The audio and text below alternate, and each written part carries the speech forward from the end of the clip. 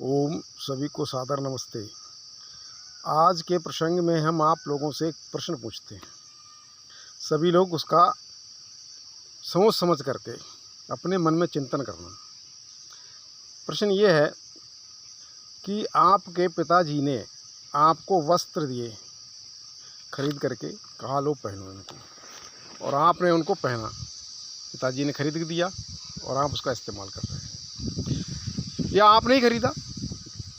तो ये बताइए, वो 1 दिन पहनेंगे, 2 दिन पहनेंगे, 8-10 दिन पहनेंगे, वो गंदा हो जाएगा।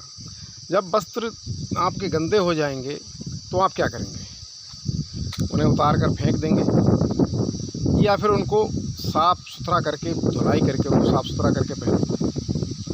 तो पहली बात तो ये है कि जब वस्त्र गंदे हो जाएंगे तो आप उनको उतार कर फेंक नहीं देंगे, क्योंकि फेंकने पर दोबारा ख़रीदना महंगा पड़ता है। हर 8वें 10वें दिन कैसे खरीद सकते हैं वस्त्रों को, और कैसे नए-नए पहन सकते हैं ला कर के। तो ज़ाहिर सी बात है, उनको इस्तेमाल करने के हेतु पुनः साफ़ सुथरा करेंगे, धो लेंगे और सुखाएंगे और पुनः उनको इस्तेमाल में लाएंगे। तो ठीक इसी तरीके से ये परमपिता परमेश्वर हैं, जिन्होंने हमको सुंदर संसार दिया है। इसमें जल, वायु, अग्नि, आकाश, पृथ्वी, ये सब महाभूत दिए हैं, मिला करके इससे सुंदर संसार बनता है।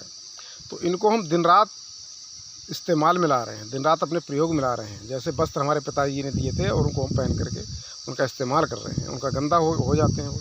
तो इसी प्रकार से हम इनका, इस संसार का हम रोज़ इस्तेमाल करते हैं और इसको गंदा कर रहे हैं। कैसे गंदा कर रहे हैं? वायु गंदा कर रहे हैं धूल धुआं से। विभिन्न वाहन चलाते हैं, आग जलाते हैं, फैक्ट्रियाँ चलाते हैं, उनसे निकलने हुई कार्बन, निकलता हुआ धुआं इस वायुमंडल को दूषित कर रहा है। जल में नहाते हैं, गंदगी छोड़ते हैं, नदियों तालाबों में मरे हुए जानवर फेंक देते हैं, कूड़ा कचरा फेंक देते हैं, गंदे नाले बहा देते हैं। इनसे जल दूषित हो रहा है, जल गंदा हो रहा है। इस प्रकार से पृथ्वी भी गंदी कर रहे हैं हम लोग। पृथ्वी पर विभिन्न प्रकार के कृत्य करते हैं, उनसे गंदा हो रहा है। वायु को, पृथ्वी गंदी हो रही है। इसी तरीके से रेडियोधर्मी प्रदूषण से हम विभिन्न प्रकार की तरंगें भेज करके आकाश को गंदा कर रहे हैं। विभिन्न प्रकार की ध्वनि उत्पन्न करके ध्वनि प्रदूषण पैदा कर रहे हैं।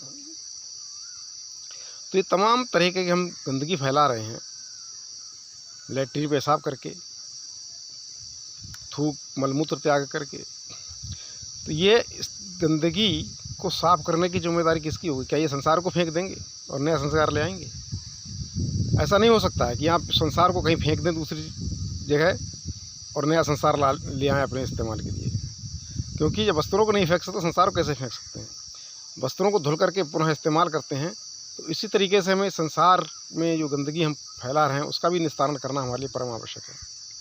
तो उसका निस्तारण करने के लिए क्या करेंगे, यह सबसे बड़ा प्रश्न था। सोचिए सब लोग, इस पर मनन चिंतन कीजिए। इस संसार को गंदा कर रहे हैं, दूषित कर रहे हैं, इसको हम कैसे शुद्ध करेंगे, कैसे साफ करेंगे? तो सबसे अहम बात है कि अधिक से अधिक वृक्ष लगाएं। वृक्ष हमारे वो वस्तु है, वो फिल्टर हैं जो इस वायुमंडल को दूषित होने से बचाते हैं, इसकी गंदगी को सोख लेते हैं और हमें शुद्ध वायु देते हैं। विभिन्न प्रकार की नई ऊर्जा चेतना देते हैं, विभिन्न प्रकार की औषधियाँ देते हैं। और ये पेड़ पौधे जो हैं केवल वायुमंडल को ही शुद्ध नहीं करते, जहाँ से नदियाँ बहती हैं उनके किनारे खड़े हुए वृक्ष, उनकी जड़ों से बहता हुआ रिसता हुआ पानी, उनमें रिसते हुए उन पेड़ पौधों के तत्व उस वायु जल को भी शुद्ध करते हैं। दूसरा, जल जब नदियाँ खनिजों के पास से बहती हैं तो शुद्ध होकर जाती हैं। तीसरा, उसको शुद्ध करने का गौ माता की सेवा है। गाय के गोबर से घरों को लीपते हैं, इससे रेडिएशन कम होता है, तरंगों को कम होता है, ध्वनि प्रदूषण को सोख लेता है। विभिन्न प्रकार के गोबर जो है विभिन्न प्रकार के कीटाणुओं जीवाणुओं को मारता है। उसमें अमोनिया गंध होती है, मीथेन गैस होती है, वो सब जीवाणु कीटाणुओं को मारती है। तीसरा है यज्ञ। यज्ञ के द्वारा ये वायुमंडल शुद्ध होता है, रेडियोधर्मी प्रदूषण कम होता है और विभिन्न रोगाणु जीवाणु उसमें नष्ट होते हैं। तो ये हमारा दायित्व है कि हम जिस तरीके से अपने वस्त्रों को साफ़ सुथरा करते हैं, हमारा शरीर गंदा हो जाता है, उसको धो करके साफ़ सुथरा करते हैं, इसी प्रकार से हम इस संसार को, इसमें उत्पन्न वायु को, जल को, आकाश को, अग्नि को, पृथ्वी को, वायु सबको शुद्ध करने का दायित्व भी हमारा है। कि संकल्प लें कि हम इस पर्यावरण को शुद्ध रखेंगे, अधिक से अधिक वृक्ष लगाएंगे, गौमाता की सेवा करेंगे, यज्ञ आदि करेंगे। इससे हमारा पर्यावरण शुद्ध हो, सात्विक हो, अच्छे विचारों वाला हो। इसी के साथ सभी को नमस्कार, सादर प्रणाम।